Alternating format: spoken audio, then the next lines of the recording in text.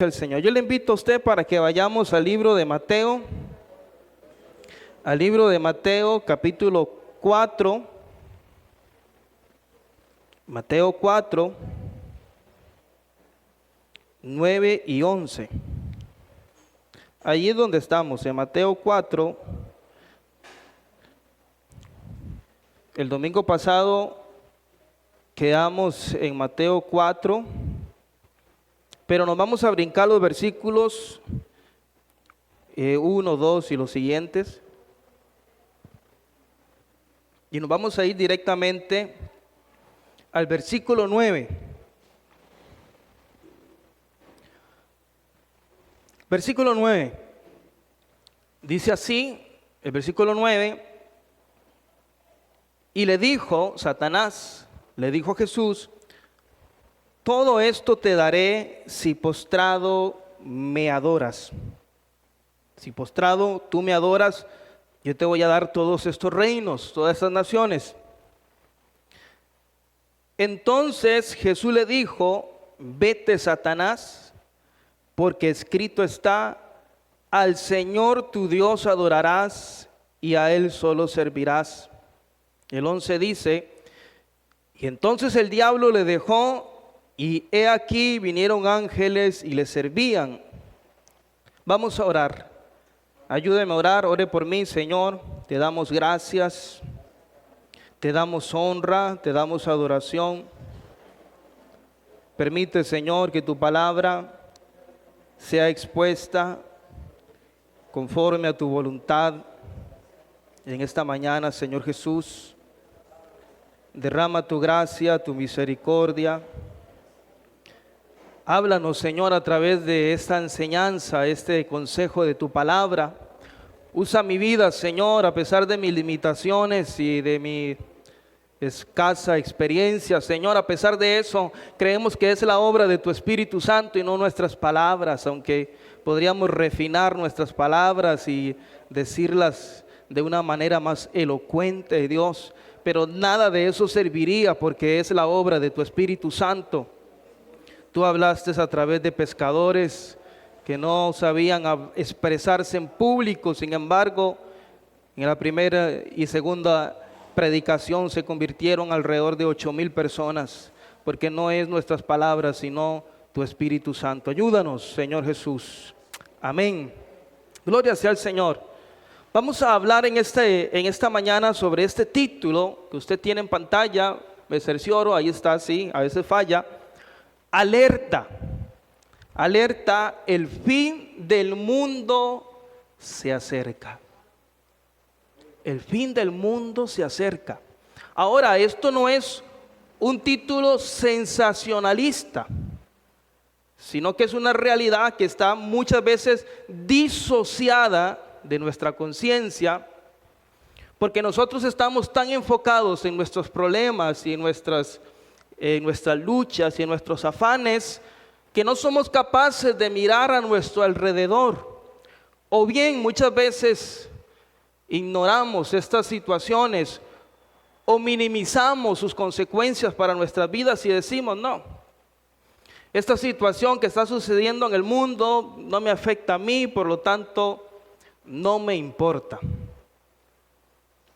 Pero deberíamos hacer una pausa en nuestras vidas y analizar lo que está sucediendo en el mundo entero, porque el mundo se encuentra en un caos total, a punto del colapso mundial. Se encuentra en un caos total, y no es una exageración. El libro de Romanos 8:22 dice que la tierra está constantemente gimiendo y a una está con dolores de parto hasta ahora, y espera la redención de los hijos de Dios.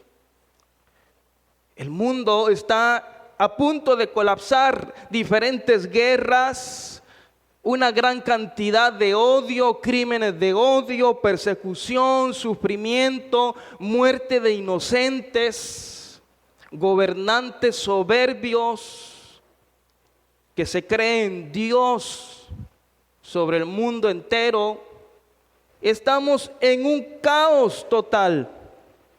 Los conflictos bélicos actuales nos confirman que la tierra está al borde del colapso. Los conflictos junto con sus víctimas, miles de civiles muertos, personas inocentes, padres que llevan a sus niños en los brazos llorando a la puerta del hospital, ya muertos. Si usted ha visto estos videos y no se sensibiliza su corazón ante la situación del mundo, es porque hace falta amor de Dios en nuestros corazones. Miles de civiles muertos, niños desplazados, personas, familias, hambrunas, caos social. Y cada vez la humanidad se sensibiliza o desensibiliza ante el dolor ajeno. Cada vez que miramos en la noticia las muertes y vemos el caos en la franja de Gaza, en Ucrania, en Irán, en Israel, cada vez se normaliza el sufrimiento y cada vez nos da menos sentimentalmente el sufrimiento de los demás. Y todo esto, la mayoría de las veces, es inspirado o motivado por un odio creciente. En el caso puntual, por ejemplo, de Irán e Israel, existe un odio del régimen de los ayatolá, que está dirigido por el líder supremo, Ali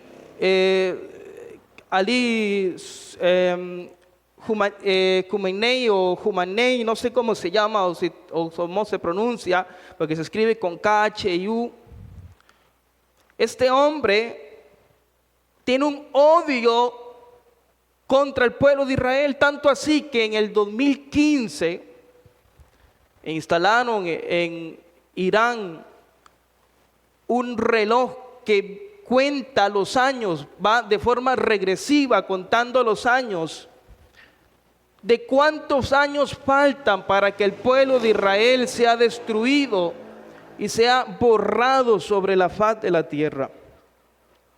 Es un odio increíble contra Israel, pero vamos a ver, Israel no se queda atrás. Su primer ministro, Benjamín Netanyahu, está acusado de un genocidio en Gaza. Ha provocado una hambruna increíble. Y si usted escucha las noticias, se da cuenta que muchas veces cuando se reparte la ayuda humanitaria, los soldados israelíes abren fuego contra los civiles inocentes y entre ellos están los niños. Claro, muchas veces es Hamás quien lo hace a propósito, pero en otras ocasiones es el pueblo de Israel que ha provocado todo este caos en una pequeña franja llamada Franja de Gaza. Ninguno de los dos se le puede justificar la guerra. Porque recuerden que el pecado engendra más pecado. El pecado engendra más pecado. Y esta historia que estamos viendo ahora en el mundo es muy parecida a la historia que estaba viviendo la humanidad antes de la Segunda Guerra Mundial. Habían varios frentes abiertos en Asia, con Japón, la potencia, en Europa y África.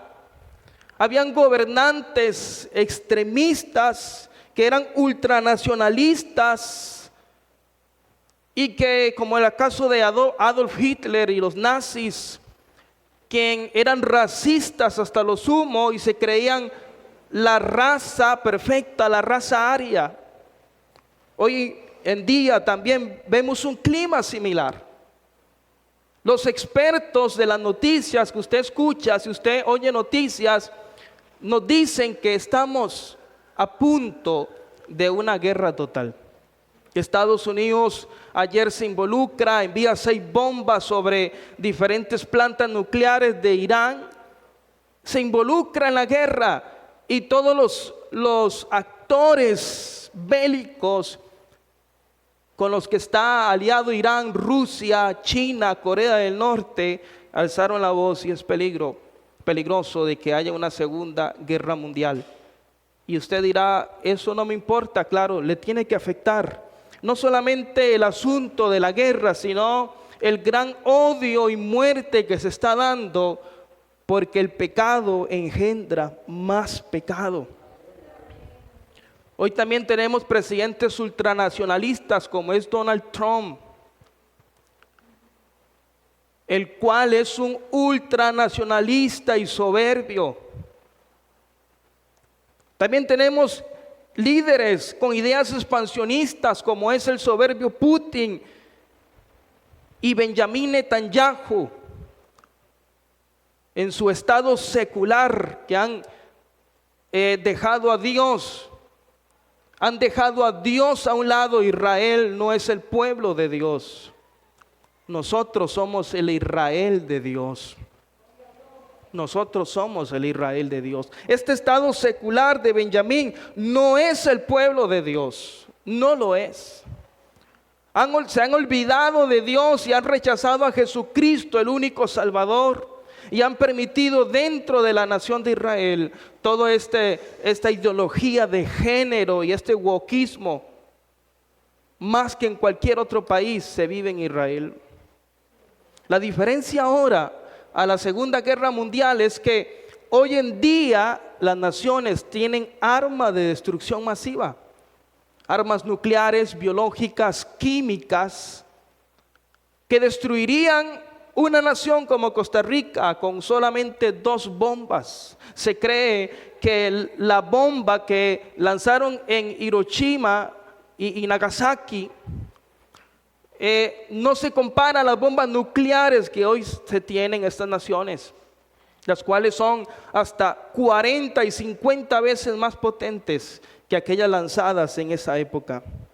Y todo nos dice que este caos, esta situación apunta hacia el fin de los tiempos, hasta el fin de los tiempos, lo que la Biblia llama el fin de los tiempos. Ahora, el fin de los tiempos no es el final de la existencia.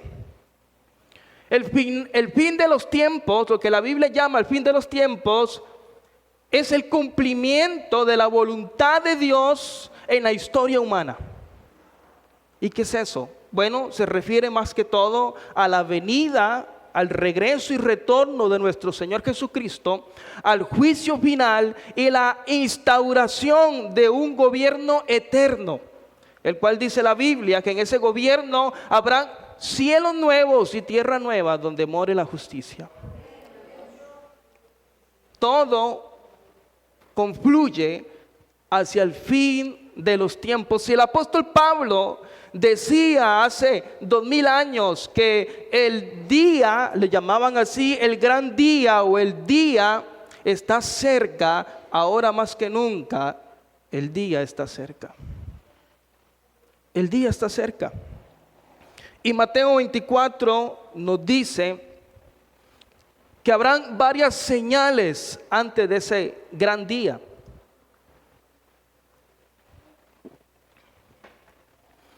Una de esas señales serán guerras, rumores de guerras, pestes, terremotos, hambre, aumento de la maldad, enfriamiento del amor, persecución contra los fieles y falsos cristos y falsos profetas. Las señales se están cumpliendo. Por no decir las señales están cumplidas. Todo esto, Jesús dice, es solamente principio de dolor. Principio de dolor. Ahora, ¿qué tiene que ver todo esto que estamos hablando con nuestro texto? ¿Qué tiene que ver todo esto que nos estamos refiriendo con lo que acabamos de leer? Vamos a Mateo capítulo 4, verso 9. Satanás le dice a Jesús, todo esto te daré. En Lucas capítulo 4, verso 6, que narra la misma historia, añade de que Satanás le dijo a Jesús, a mí me ha sido entregada todas las naciones y los reinos, y a quien yo quiera lo voy a dar. Ahora, una gran pregunta: ¿puede Satanás realmente entregar los reinos y las naciones y los poderes a quien él quiera? Recordemos algo: Satanás es un padre, o es el padre, es el padre de mentira. Y Jesús dice en San Juan 8:44 que cuando él habla de su propia naturaleza. O sea, es un mentiroso, y no solamente es un mentiroso. Jesús dice, él ha sido siempre un homicida. Es un homicida, es mentiroso y padre de mentira. Satanás no tiene la soberanía absoluta para entregar los poderes del reino y de los reyes y las naciones a quien él quiera. Dios sigue siendo soberano sobre todas las cosas. Lo leímos en el Salmo 22. En los últimos versículos decía algo así como que Dios reina sobre todos los reinos. Él está gobernando sobre todos los reinos. Dios sigue siendo soberano, y él ha permitido una influencia de Satanás. Es una influencia delegada que Dios ha permitido sobre Satanás para que ejerza su influencia sobre el mundo entero. De hecho, Jesús lo llama en Juan 12:31, le dice: Satanás es el príncipe de este mundo. Ejerce esa influencia. Pero Dios sigue siendo soberano. En medio de esa influencia, como en el caso de Job, el enemigo se acerca y Dios le da un permiso para que toque a Job. Pero no quiere decir que Job está en las manos de Satanás, sino que el plan perfecto de Dios se está llevando a cabo a pesar de Satanás y a pesar de Job. Es una tensión, esta idea es una tensión bíblica increíble, porque podríamos decir Satanás se está volviendo en un siervo de Dios, porque está haciendo o está ejecutando las cosas según el designio perfecto y la soberanía de Dios, el plan perfecto sobre toda la humanidad. Dios sigue siendo soberano. En Salmos 22:28 dice: porque del Señor es el reino y Él gobierna las naciones. Es el que leímos ahora. Y Daniel 2:21 dice que Dios quita reyes y pone reyes. Dios sigue siendo soberano, pero Satanás está ejecutando su influencia sobre el mundo entero. ¿Cómo influye el enemigo en la humanidad? Lo primero es que él pone y alimenta el odio. Hablando del tema de las guerras, alimenta el odio entre naciones. Y entonces aviva la venganza y el odio que existen mutuo entre naciones. Acrecienta el fanatismo, la deshumanización, promueve el engaño, justifica las guerras. Vemos a Putin diciendo que es justificado el lanzamiento de cohetes contra civiles porque él está peleando por un territorio que supuestamente le pertenece. Justifica la muerte de inocentes. Pero Satanás está promoviendo todo esto porque Jesús dice que él es un homicida desde el principio. Satanás es homicida y él desea la muerte de todo ser humano. También él influye en la soberbia de los gobernantes. Los gobernantes han dejado a Dios y han decidido no consultar a Dios en cada decisión que toman. Aún aquellas naciones que se dicen ser cristianas no consultan a Dios. Aún aquellas naciones que se dicen que son el pueblo elegido de Dios, como lo es Israel, ellos no consultan a Dios. Es un pueblo pagano que se ha olvidado de Dios, que lo único que hay en ellos es un odio. Estas naciones no deciden consultar a Dios y se exaltan a sí mismos como los salvadores del mundo, como lo dice Donald Trump. Si yo estuviera en el mandato, estas guerras no se hubieran suscitado. Cuando yo llegue a ser presidente, en 24 horas acabaré con la guerra de Ucrania. Se cree en Dios en la tierra. La soberbia es tal que no consultan a Dios. Proverbios 3:6 dice que debemos reconocer a Dios en todas nuestras decisiones, en todos nuestros caminos, y Él va a guiarnos, a enderezar nuestras sendas. Pero estos gobernantes no consultan a Dios, y Satanás está influyendo sus mentes para que no lo hagan, porque Satanás es un homicida. Influye igualmente los gobiernos promoviendo el aborto como una ley legal donde las personas pueden matar a niños inocentes dentro del vientre de la madre. Promueven la ideología de género impuesta a los niños en las escuelas. Satanás está influyendo en la corrupción, en el crimen, en las drogas, en la música popular. Hoy vemos una música que hace apología al crimen y a la inmoralidad sexual. Cuando usted escucha a su vecino que pone ese trap o ese reggaetón o ese rap a todo volumen, usted dice: me siento sucio al escuchar lo que está cantando ese cantante en esa canción. Está contando pornografía cantada. Usted simplemente quiere tapar sus oídos, no por el ritmo, sino por la letra. Qué vulgaridad lo que está diciendo. Satanás está influyendo en la música. Hoy más que nunca, esta música inmoral es famosa, es influyente.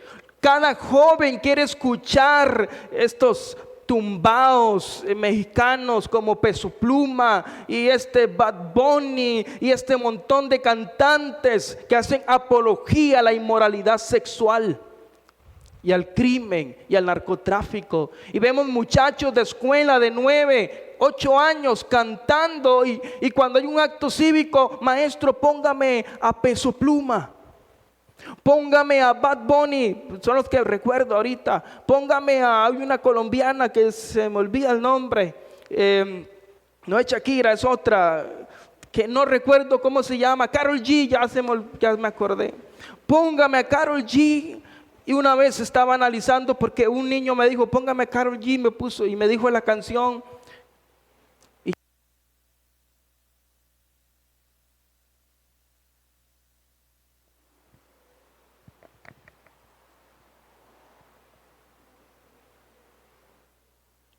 Yo me puse a analizarla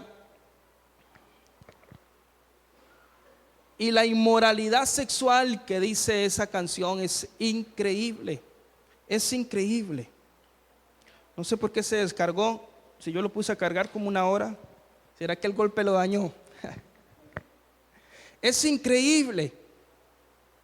La inmoralidad sexual que presenta esta música es abominante. Es abominante. Satanás está trabajando en la oscuridad.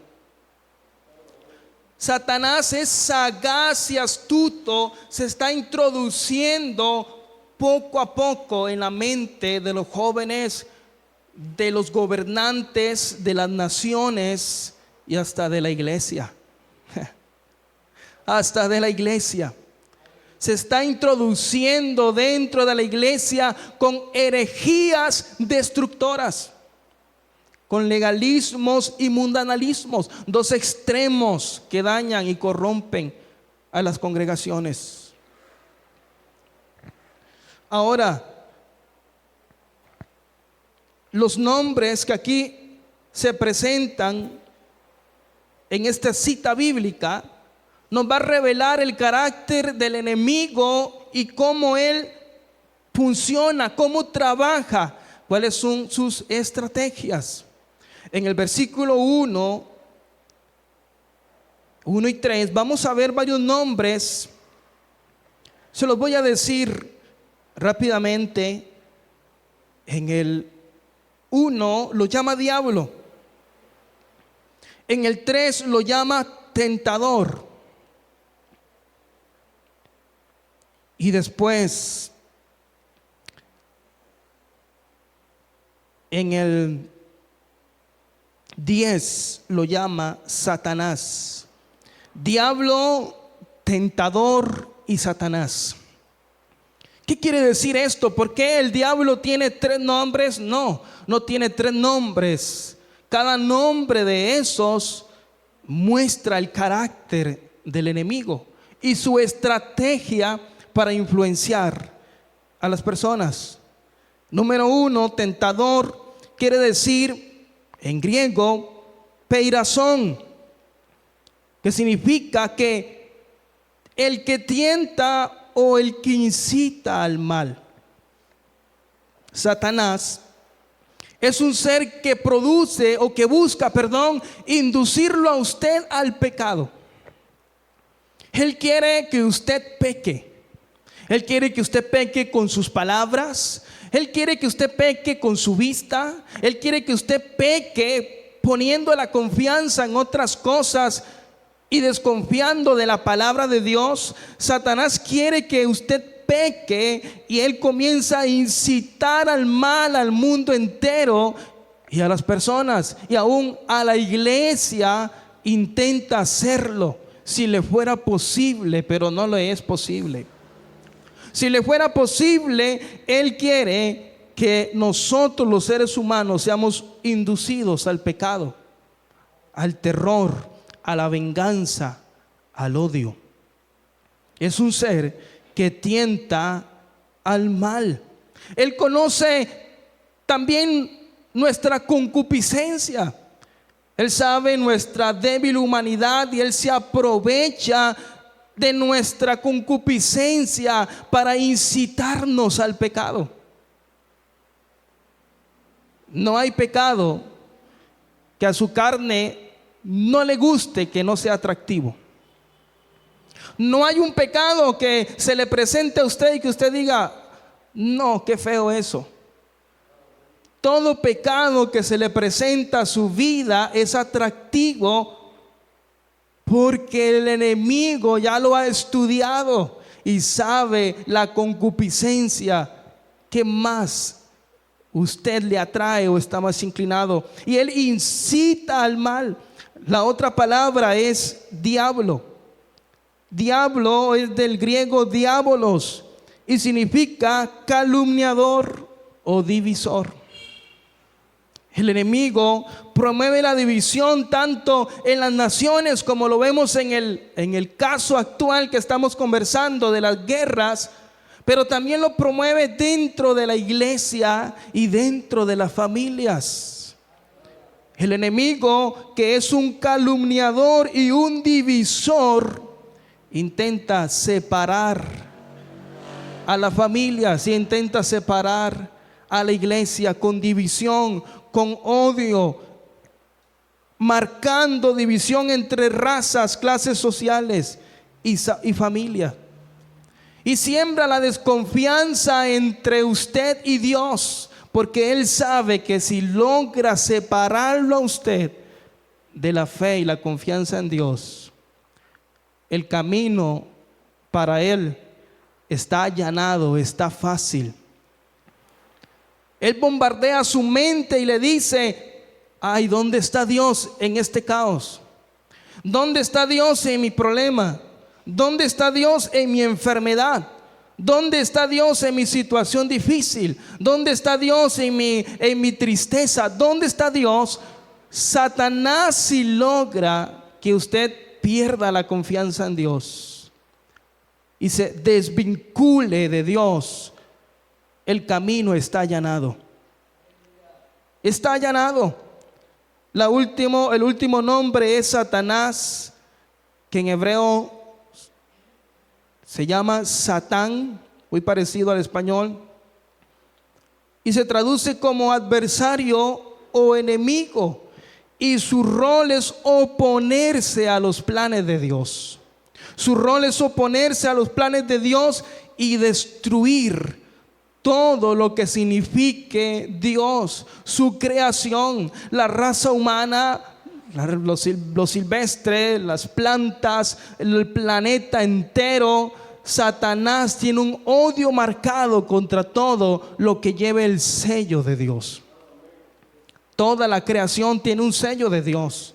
De hecho, Romanos dice que lo invisible de Dios se hace visible, su eterna bondad y su poder por medio de la creación, por medio de las cosas hechas. Toda la creación tiene el sello de Dios, los animales, plantas, las estaciones, los astros, el universo, el sol, los planetas. Todo tiene el sello de Dios, y Satanás es un adversario que quiere destruir todo lo que lleva el sello de Dios. Y sobre todo, ¿sabe qué quiere el diablo para usted? De seguro que no quiere nada bueno, ¿verdad? No quiere un regalito ni darle un confite, eso fijo, ya usted lo sabe. Pero ¿sabe qué es lo que más busca el diablo de usted? Busca su condenación. Su condenación. El diablo busca condenar al ser humano y separarlo por toda una eternidad de la presencia de Dios. Usted dirá, el diablo lo que quiere es la destrucción. Claro que sí, quiere la enfermedad, quiere el caos, quiere la desconfianza, claro, pero el fin de todo, el diablo quiere la condenación del ser humano, que usted muera sin Cristo, como está sucediendo en el Medio Oriente, muriendo musulmanes que no han reconocido a Cristo como Señor y Salvador, niños musulmanes y niños y gente hebrea que no reconocen a Cristo como Salvador, están muriendo y siendo condenados por toda una eternidad al infierno. Eso es lo que desea el diablo. Él quiere condenar la raza humana por toda una eternidad. Ahora, estas tres características: incita al mal, calumniador, divisor y adversario, lo podríamos ver en la primera tentación de la humanidad en el huerto de Edén. Satanás se le presenta a Eva y comienza a inducirla al mal, haciendo que el fruto prohibido le parezca a ella un fruto alcanzable, delicioso y alcanzable para que pueda tener sabiduría. No solamente eso, sino que se vuelve un divisor, un calumniador, y dice: con que Dios os ha dicho esto. No, no es así, es diferente. Es que Dios no quiere que ustedes sean sabios como Él. Es un calumniador. Y no solamente eso, se presenta también la tercera característica: es un enemigo de Dios, porque su deseo ha sido destruir la raza humana desde el principio, y lo logró con la caída del ser humano en la primera tentación. Pero vamos a hablar ahora de tres principios que nos muestra la Biblia en el texto en que acabamos de leer, para estar firmes en tiempos de caos, que enseña nuestro Señor Jesucristo. ¿Cómo estamos firmes ante las estrategias del enemigo? ¿Cómo vamos a estar firmes ante tanto caos y que el mundo va directo a la destrucción y al día final? ¿Cómo permanecemos firmes? Eso es lo que interesa. No tanto conocer si hay guerras o no hay guerras, claro que sí. Eso nos debe motivar a la oración y que estemos rogando por estas personas en el Medio Oriente. Pero ¿cómo vamos a estar firmes nosotros aquí en Costa Rica, usted aquí en El Mora, ante la influencia de Satanás? Porque si usted no se ha dado cuenta, su lucha no es contra el gobierno. Su lucha no es contra el vecino que se levanta contra usted.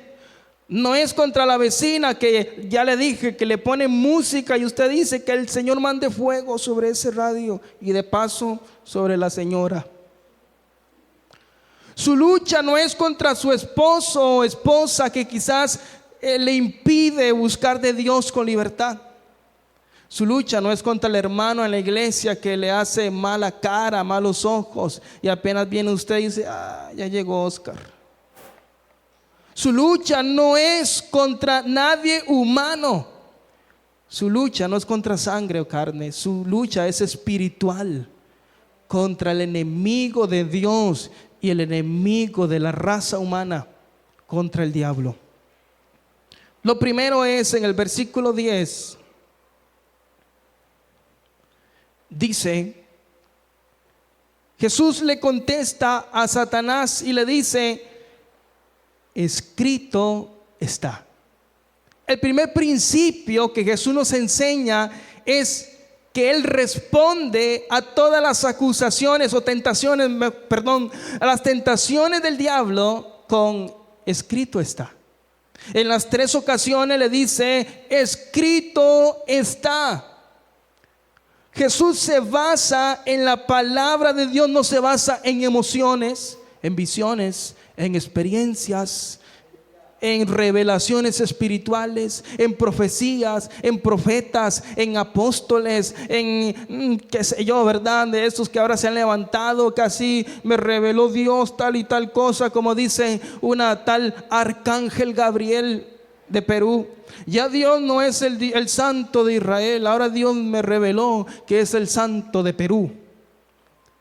No, Jesús no se basa en emociones, ni en visiones, ni experiencias espirituales, ni se confía en sus propias fuerzas, o porque es un cristiano fiel y fervoroso, porque asiste a la iglesia todo el tiempo, porque ha sido cristiano por 40 años. No, Jesús se basa en escrito está, en su palabra, escrito está.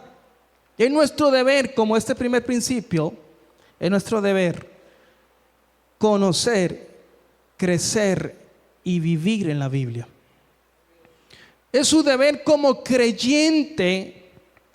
Amados hermanos, voy a decir algo que quizás alguno pudiera ofender, pero si usted es un verdadero creyente, usted vive conociendo, creciendo y practicando las Escrituras. De tal modo, no es cristiano. No es cristiano.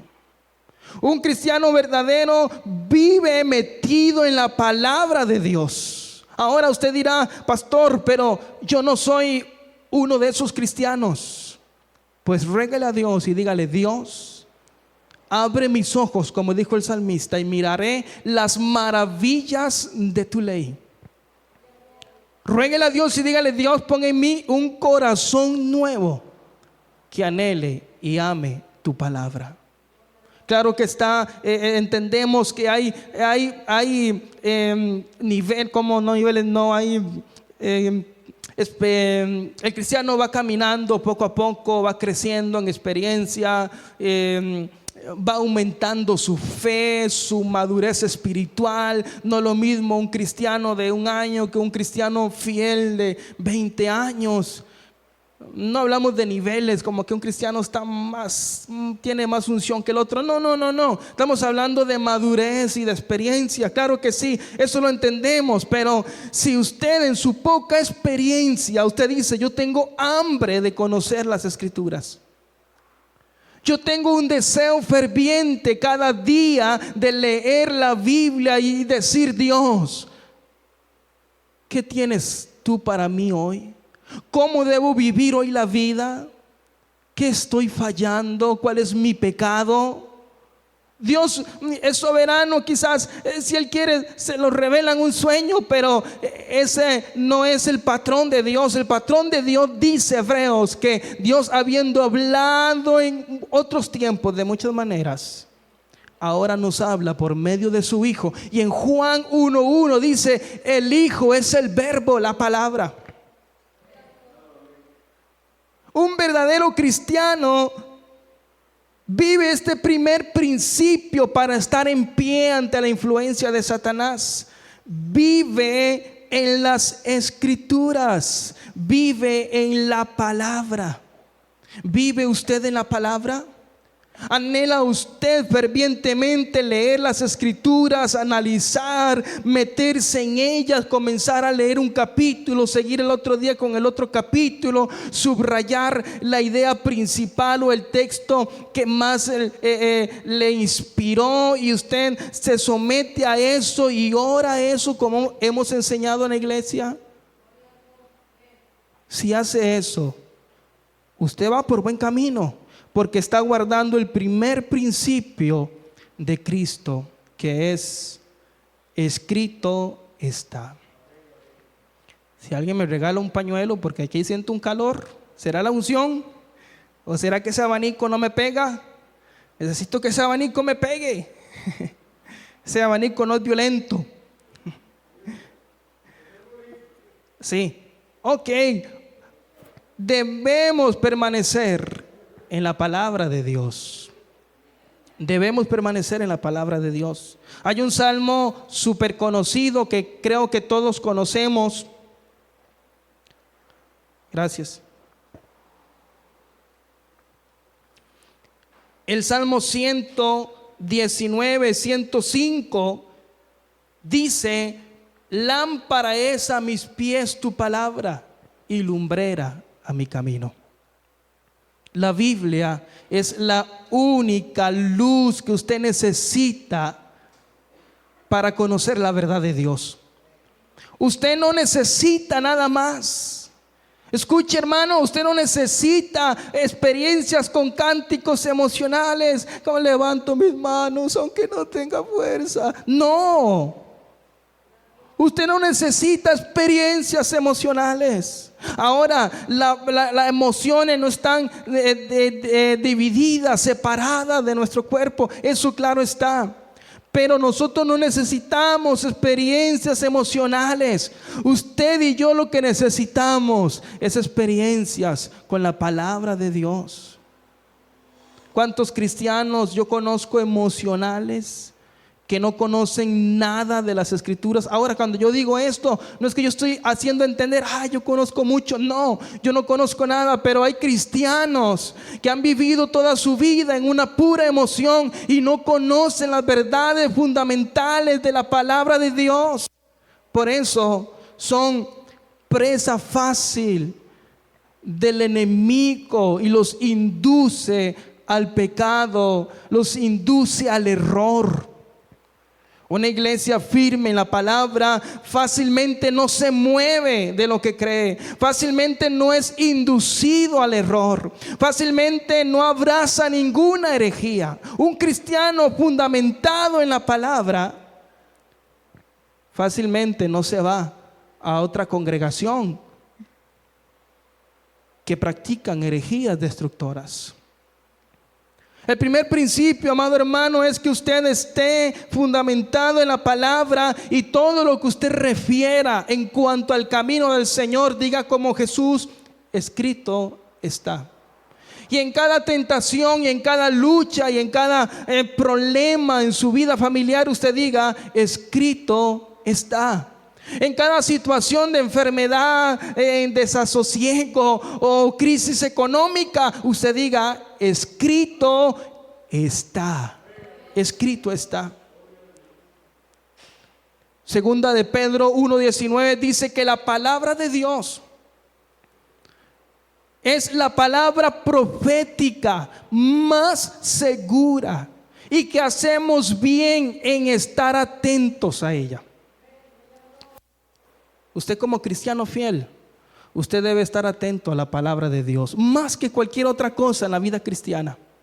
Usted debe estar atento a la palabra de Dios. En Romanos 15:4 dice el apóstol San Pablo que todas las cosas que se escribieron antes fueron para nosotros, para que tengamos esperanza. El mundo carece de la verdad de la palabra de Dios. El mundo está sin esperanza. Estas naciones en guerra, muchas familias están sin esperanza. Muchas personas que escuchan la noticia de los bombardeos y que Estados Unidos también se involucra en la guerra contra Irán y dicen, ya viene la tercera guerra mundial, están sin esperanza. Pero usted y yo decimos, escrito está. En medio de esta situación decimos, escrito está. Dios ha prometido no dejarnos, no desampararnos, estar con nosotros hasta el fin del mundo. Y Él ha dicho, en el mundo van a tener mucha aflicción, pero no teman, yo he vencido al mundo. Escrito está. Las naciones dicen otras cosas, las noticias dicen otras cosas, otros titulares negativos. Pero nosotros, nuestro titular es escrito está. Confiamos plenamente en lo que Dios ha dicho. Y en medio de esta guerra, y aún en las guerras nuestras, en nuestras propias guerras, Dios sigue fiel a su palabra. Él dice, escuchen, dice, puede pasar el cielo y la tierra. Puede ser que esto se acabe y que se destruya, sea de manera natural o provocado por el hombre. Pero Él dice, en una cosa pueden estar seguros, mi palabra no va a pasar. O sea, mi palabra no se va a dejar de cumplir. Mi palabra dice la verdad. Ella no muda con los tiempos, no se acaba, no desaparece.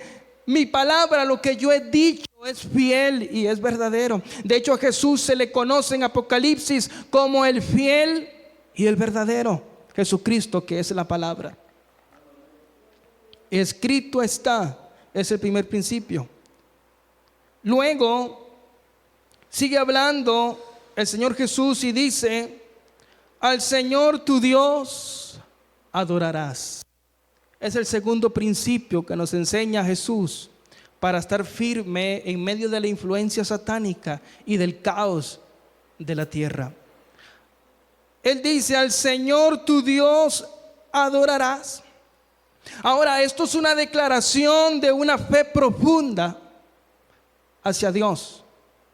Cuando Jesús le dice a Satanás, no, solamente a tu Dios adorarás, como dice las Escrituras, está hablando de una confianza plena en Dios. Cuando usted adora en medio del caos, cuando usted adora en medio de la aflicción, cuando usted adora en medio de la guerra, cuando usted adora en medio de las malas noticias, usted está haciendo una declaración al diablo. Usted le está diciendo al diablo, yo estoy confiando en mi Dios. Yo sigo confiando en mi Dios porque le sigo adorando. Como le dijo la mujer de Job, todavía guardas tu integridad. Maldice a tu Dios y muérete. Aún en medio del caos, de la enfermedad, de la situación difícil, cuando adoramos a Dios, estamos declarando nuestra confianza y nuestra fe en Él. Adorar es confiar en la soberanía de Dios. Adorar es confiar que aunque hay momentos de caos en el mundo entero y que estamos casi a punto, según los pronósticos de los expertos en política, en geopolítica y en esto de lo militar, aún a pesar de eso, cuando adoramos a Dios, estamos declarando, Dios, tú tienes el control. Dios, tú eres soberano.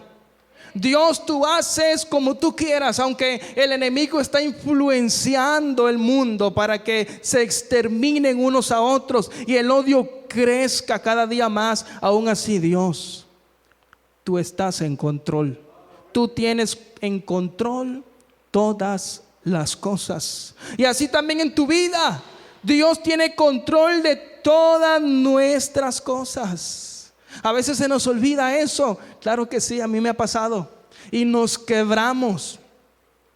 Y nos hacemos en mil pedazos ante las situaciones. Y nos enfermamos. Y nos deprimimos. Y nos entristecemos. Y lloramos. Se nos olvida que debemos adorar a Dios. Y esta es la manera en que demostramos nuestra confianza en Él. Se nos olvida. Se nos olvida, claro que sí. Pero cuando entramos en sí, recordamos: ¿qué estoy haciendo yo aquí? Si mi Dios es soberano.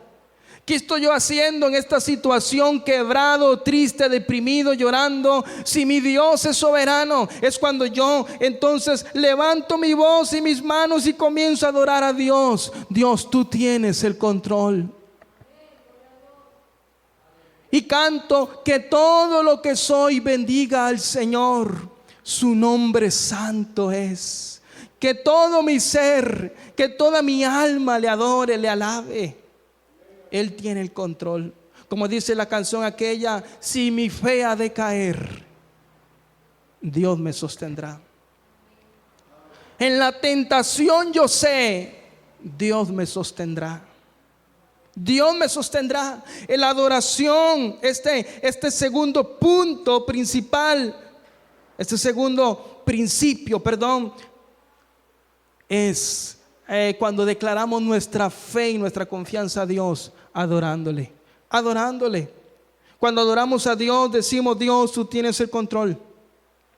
Dios no ha sido derrotado por nadie ni por nada y nunca lo será.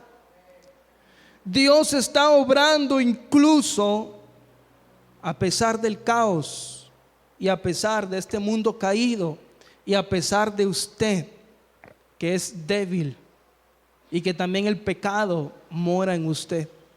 A pesar de su pecado, Dios está obrando su perfecta voluntad. Permite a Dios en esta mañana y dile: Dios, a pesar de mi pecado, como el pecado que hablaba el pastor Rigoberto el domingo pasado, de aquella mujer samaritana, a pesar de su pecado y su adulterio, Dios estaba obrando su voluntad para salvarla a ella y al pueblo de Samaria. A pesar de tu pecado, Dios está obrando en ti. Solamente adórale y confía en Él. Adórale y confía en Él. Eso es lo que tienes que hacer. ¿Qué más tienes que hacer? Es difícil lo que Dios te pide. Te pide que hagas una caminata de tantos kilómetros, que subas a la montaña más alta, que te des 100 azotes en tu espalda. No, Él te pide simplemente: confía en mí y demuéstralo con tu adoración. Este es el segundo principio. Debes adorar a Dios en medio de la tormenta. Y cuando haces esto, es un acto de resistencia espiritual. Cuando no adoras a Dios, te estás dejando llevar por el caos. Te estás dejando llevar por la situación difícil, por el temor, por la desconfianza. Pero cuando adoras a Dios, le estás enviando un mensaje claro al reino de las tinieblas. Estoy en resistencia. Estoy resistiendo en contra de la influencia satánica. El tercer principio es: Jesús le dice al enemigo: solo a Dios servirás.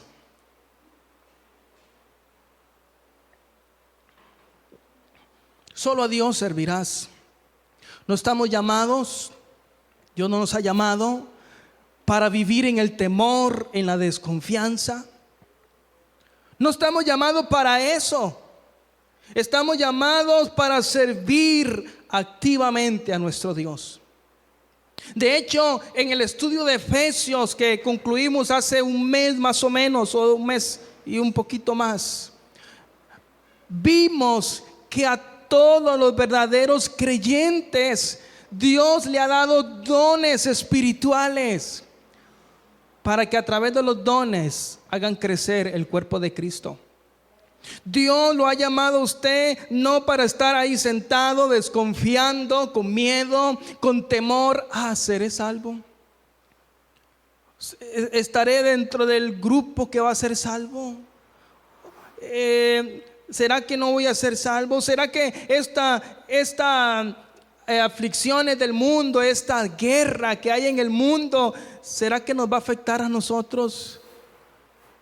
Un profeta de República Dominicana, un tal apellido de las Rosas o de las Plantas o de las Matas, no sé, pero es algo del reino Plantae, decía: así me reveló Dios, cristiano del mundo, guarden comida, guarden latas, guarden aquello, guarden lo otro, porque lo que viene para el mundo nunca antes se ha visto. Alarmistas. Con este mensaje y este título yo no pretendo ser alarmista, sino más bien para que usted reaccione y se dé cuenta que en medio de esta situación difícil en que vivimos, nosotros los verdaderos creyentes debemos servir activamente a nuestro Dios. No debemos detenernos, debemos predicar la verdad de Dios en todo tiempo. Debemos mostrar a Dios en nuestras vidas a través del servicio de amor y de misericordia hacia los demás. Debemos ser luz en medio de las tinieblas. Jesús dijo: ustedes son la sal de la tierra. Hay alguien que dijo, que no es un predicador de mi gusto, pero dijo algo interesante. Dante Gebel dice que la sal es algo que usted no aprecia mucho, porque siempre está ahí, es barata. Pero en el momento que hace falta, o más bien en el momento que no está, a usted le hace falta. Decía este pensamiento, claro, él muy bueno con la psicología y todo, pero es una gran verdad. La iglesia, Jesús dice que es la sal de la tierra. Muchas veces no nos notamos tanto ante el mundo porque siempre estamos ahí. Pero Jesús dice: y si la sal se vuelve insípida, o sea, pierde su sabor, ¿con qué la va a salar? Si es la sal la que sala. Y si toda la sal del mundo se vuelve insípida, pierde el sabor, ¿con qué cosa vas a salar la sal? O sea, Jesús está diciendo a la iglesia: es indispensable en la tierra, y la iglesia debe notarse. Nosotros debemos servir activamente a nuestro Dios. Este es el tercer principio: servir al Señor. Debemos instruir a nuestros hijos. Debemos pasar tiempo, una vez por lo menos mínimo a la semana, hacer un culto con ellos, leerles la palabra, hacer un estudio bíblico. Debemos orar y actuar sirviendo al Señor en todo tiempo.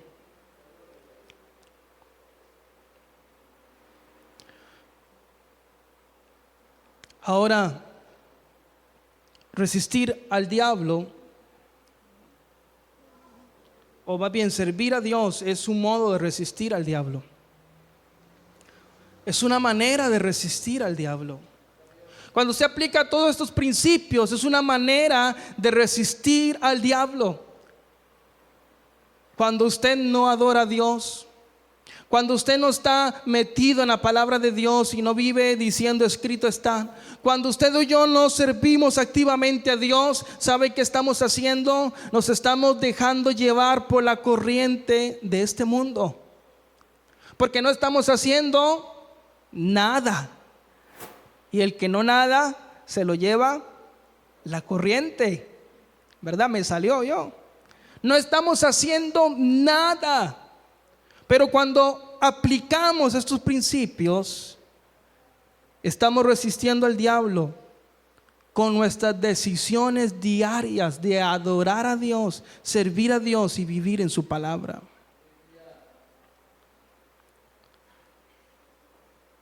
Por último,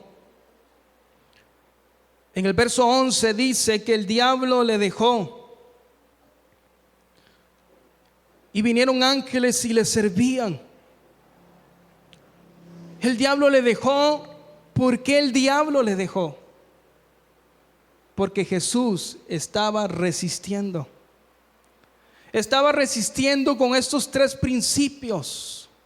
De hecho, Santiago 4:7 dice, no luchen. No dice, lucha contra el diablo y él va a huir de ustedes. No dice, peleen contra el diablo y él va a huir de ustedes. El consejo bíblico para los creyentes es, resistan al diablo.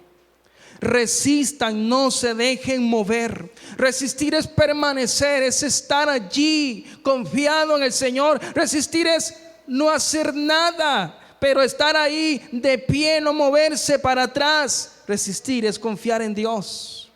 Resistir es decirle, Dios, esta pelea es tuya. Resiste al diablo y él va a huir de ustedes. Ahora, nuestra guerra, dado que el tema es acerca de las guerras y este panorama bélico mundial, hay que aclarar que nuestra guerra no es contra una nación. Nuestra guerra no es contra el presidente de la república o los diputados que hacen muy mal su trabajo. La guerra nuestra no es contra un gobierno X, un gobierno Y, o una ideología X o una ideología Y. Es más, nuestra guerra no es ni contra los malos cristianos y los falsos profetas, contra las malas iglesias que enseñan mal. No, nuestra guerra es espiritual. Estamos luchando contra un enemigo invisible que trata de influirnos y que está influenciando el mundo entero. Y en esta guerra nuestra esperanza de ganarla no está en la ONU, en el avión bombardero de Estados Unidos, en la bomba que pesa más de 13 toneladas. Nuestra confianza no está en Israel porque decimos, Israel es el pueblo de Dios y van a ganar la guerra. No, nuestra confianza no está en Israel. Está en el Dios de Israel que Israel ha dejado. Nuestra confianza no está en los tratados de paz. Es más, nuestra confianza no está ni en nosotros mismos. En el momento en que usted confíe de usted mismo, usted está acabado. San Pablo le decía, aconsejaba, no sé si era Tito o a Timoteo, ahorita no recuerdo, ten cuidado de ti mismo y de la doctrina. Nuestra confianza no debe estar en nosotros mismos, sino en la perfecta palabra de Dios y en la soberanía que Dios tiene sobre todo el universo y en su justo juicio que ha de derramar sobre el mundo entero. Nuestra confianza está en Dios. Debemos resistir al diablo con firmeza.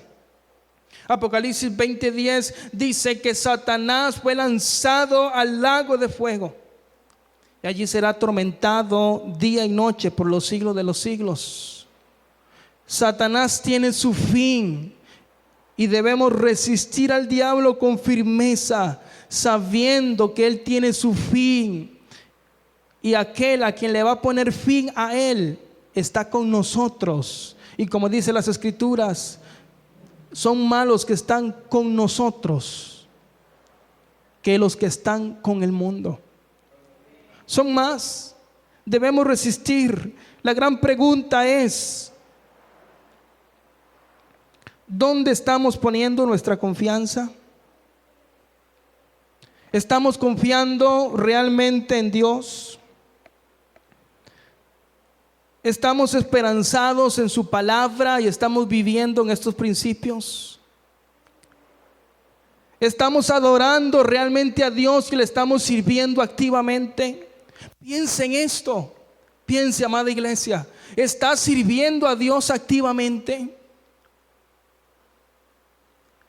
Si no estás sirviendo a Dios activamente, no estás resistiendo. Le estás dando lugar a la influencia satánica para que él influya tu vida con pecado, mundanalismo, con conformismo espiritual, con una vida cristiana a medias. Pero hoy podemos, y usted puede, rogar a Dios y decirle: Dios, ayúdame a vivir en tu palabra. Ayúdame a adorarte en todo momento y ayúdame a servirte activamente. ¿Estás preparado? ¿Estás preparado para el tiempo final? Hermanos, esto no es un mensaje sensacionalista, es una gran realidad. El tiempo final se acerca. El tiempo final se acerca. Pero nosotros no gritamos: el tiempo final se acerca. No nos agarramos del pelo y huimos, o no hacemos como los testigos de Jehová, que vendían todas las propiedades porque Cristo venía en 1912. No, nosotros no nos desesperamos. Nosotros confiamos en Dios, viviendo en esos 3 principios de la palabra. Vive en las Escrituras. Adora a Dios a pesar de cualquier circunstancia y sírvele activamente. Dios, te adoramos. Señor, te bendecimos. Tu palabra dice que todo este mundo se acabará y que vendrán cielos nuevos y tierra nueva donde more la justicia.